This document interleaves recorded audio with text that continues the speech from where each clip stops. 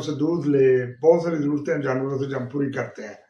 कुछ ऐसे हैं जो जंगली हैं, लेकिन वो भी अल्लाह का निज़ाम है, उसको चलाने के लिए सारा सिस्टम बना, हवाओं को पैदा किया, पहाड़ों को बनाया गया, समुद्र। आप सिस्टम देखें कि वही देखें, सूरज जब रोशनी देता है तो बुखारात उठते हैं समुद्र के पानी से, वही ऊपर जाकर जब पहाड़ों से टकराता है तो वो ठंडा हो जाता है और वही बादल बन जाते हैं, फिर आके उन्हीं को खुश्क इलाकों में बरसाया जाता है। ये कायनात का निज़ाम ऐसे ही अल्लाह ने बनाया और ऐसे ही चलता रहेगा, और इसी में इंसान का फायदा है। इसके इंसान देखो दूसरे सितारे भी हैं, सितारे भी हैं, इतने हैं, वहां क्यों नहीं इंसान रहता? वहां नहीं रह सकता, वहां ऑक्सीजन नहीं है, पानी नहीं है, यहाँ पे हर चीज है।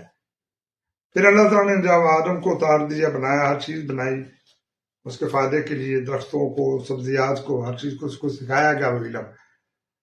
लेकिन जब सैयदना इदरीस का दौर आया तो उस वक्त आसमानों पर फरिश्तों ने अल्लाह के हुक्म की अदूली की। अगर डिटेल में मैं इसके ऊपर ना कोई व्लॉग बनाना चाहता हूँ शुरू से पार्ट से लेकर, अभी मैं आपको सवाल का जवाब दे देता हूँ, इस व्लॉग में इतना टाइम नहीं होता।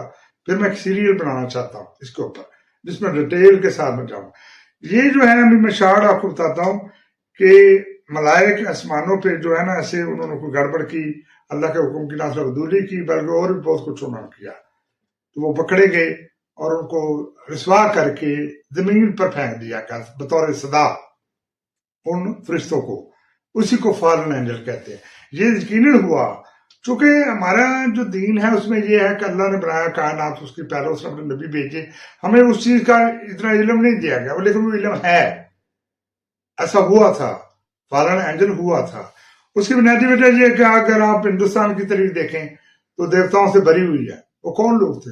वो वही थे जब वो